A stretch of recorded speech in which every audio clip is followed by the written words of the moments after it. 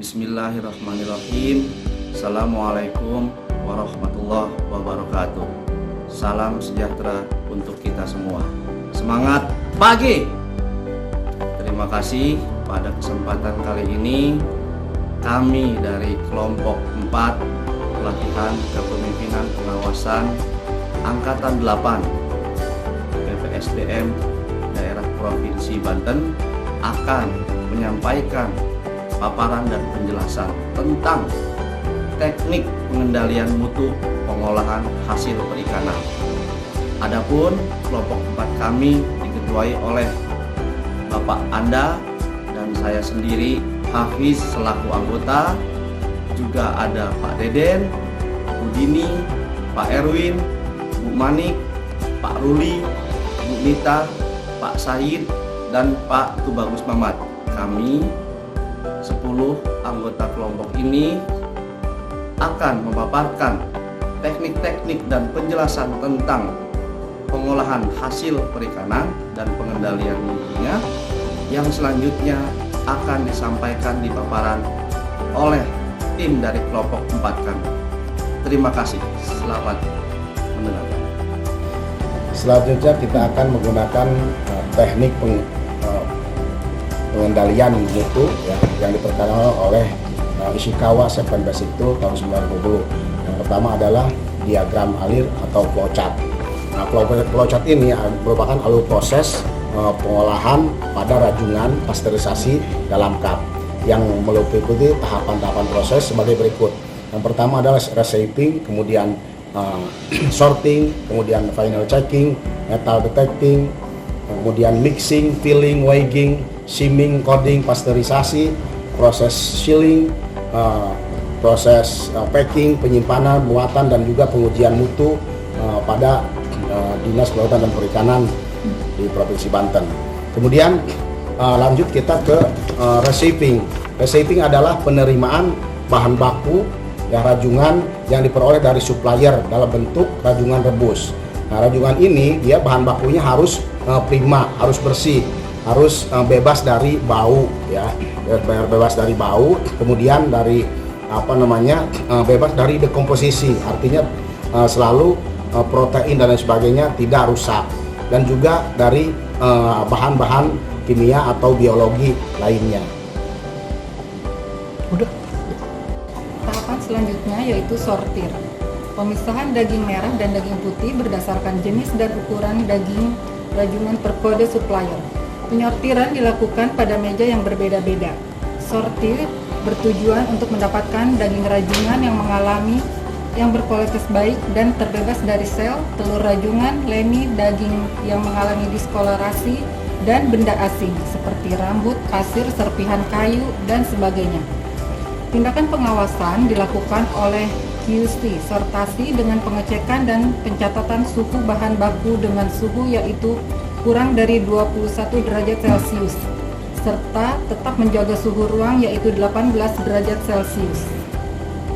Pengecekan suhu dilakukan 1 jam sekali sesuai kode supplier atau sesuai dengan supplier yang berjalan. Selanjutnya, final checking. Pemeriksaan ulang daging rajungan di ruangan gelap guna mengulangi pemeriksaan sel yang masih tertinggal pada prosesi sortasi. Pengecekan jenis daging pada tahap ini adalah non-jumbo, dikarenakan sel pada daging non-jumbo lebih banyak sehingga kemungkinan adanya sel yang masih tertinggal lebih besar. Daging yang telah selesai disortir dan telah dipisahkan berdasarkan jenis dagingnya kemudian diletakkan dalam nampan dan diberi label kode supplier. Final checking dilakukan oleh QC organoleptik untuk memastikan lolos atau tidaknya daging rajungan. Tahapan yang keempat yaitu metal detecting, yaitu pengecekan daging dengan cara melewatkan nampan berisi daging pada mesin metal detektor satu persatu, memastikan tidak terdapat logam dalam daging. Apabila ditemukan logam kecil seperti paku, jarum, serpihan besi, maka mesin metal detektor akan berhenti secara otomatis dan alarm akan berbunyi. Kemudian dipisahkan dan dilakukan pengecekan kembali atau penyortiran ulang dengan mencari logam yang terdapat pada daging daging, lalu mengambil logam tersebut dan melakukan pengulangan pendeteksian daging pada mesin sebanyak 3 kali untuk memastikan tidak terdapat logam pada daging. Kemudian yang kelima itu mixing, yaitu proses pencampuran daging dari satu supplier dengan supplier yang lainnya untuk mendapatkan daging dengan kualitas dan kenampakan yang baik. Daging akan diperiksa sebelum dicampur untuk mencegah masuknya aroma menyimpang ke dalam campuran oleh kisi, serta suhu bahan baku tetap dijaga di bawah 21 derajat Celcius. Proses mixing dilakukan manual menggunakan tangan secara merata. Jenis-jenis daging untuk proses mixing pada produk kemasan cup sebagai berikut. 1. Jumbo lamb, berisi daging jumbo dan daging lamb yang merupakan daging pecahan backfin dengan ukuran di atas 1 gram. 2. Super lamb, berisi daging lamb atau daging pecahan flower jus dengan ukuran di atas 1 gram. 3. Backfin, berisi daging jenis RL atau pecahan daging flower jus dengan ukuran di bawah 1 gram dan daging jenis spesial. 4.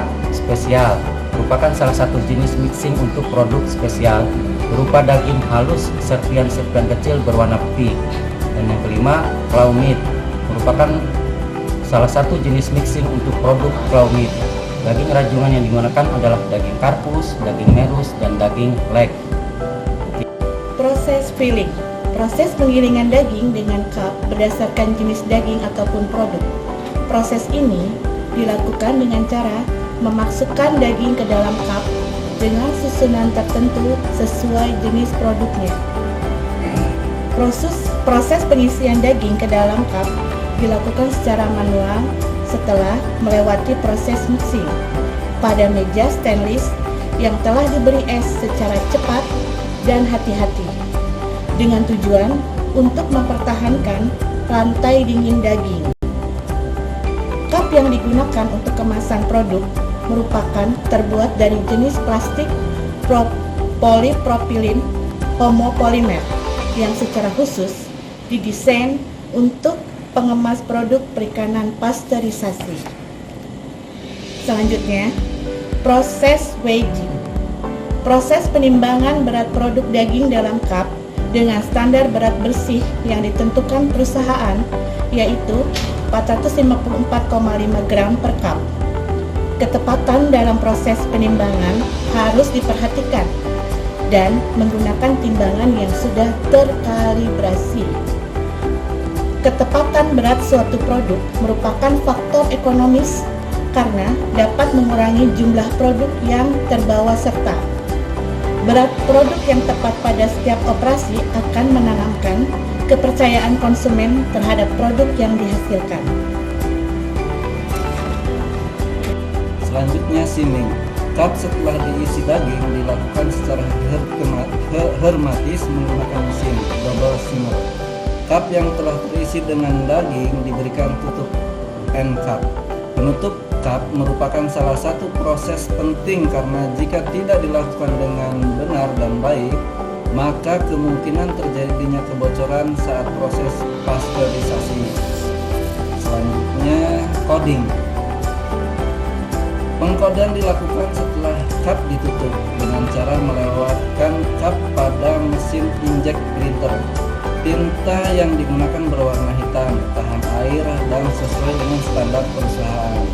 Pasteurisasi. Pasteurisasi dilakukan dengan perebusan atau pemasakan daging dalam cup pada tank pasteurisasi pada suhu 186 derajat Fahrenheit sampai dengan 189 derajat Fahrenheit selama 155 menit sebelum melakukan proses dan sebelum datangnya cup pada proses pasteurisasi.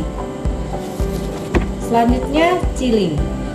Pendinginan merupakan perlakuan thermal shock pada produk dengan pendinginan pada suhu sesuai dengan standar, yaitu 32 derajat Fahrenheit sampai dengan 38 derajat Fahrenheit.